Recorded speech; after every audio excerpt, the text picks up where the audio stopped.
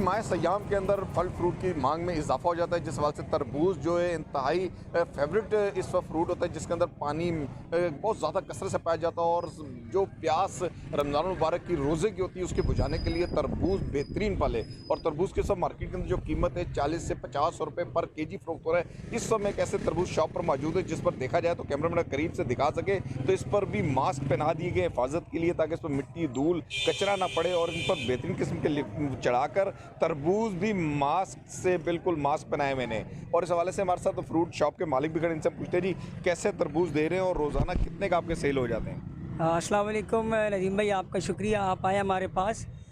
हम जो यहाँ पर रेट चला रहे हैं वो 40 रुपये किलो चला रहे हैं और ये पंजाब का तरबूज़ है और काफ़ी मीठा और मज़ेदार तरबूज़ है ये।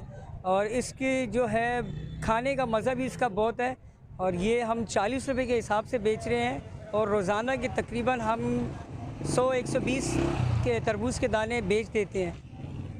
जी, जैसा कि इनकी जानिब से कहना था कि पंजाब का तरबूज है इंतहाई मीठा और सुर्ख तरबूज, जो कस्टमर्स हैं उनकी डिमांड होती है कि लाल तरबूज हो, मीठा तरबूज हो। और तरबूज एक बेहतरीन फल है जो कई किस्म की बीमारियों में भी मुफीद है और प्यास को बुझाता है। ठीक खास है तौर आपका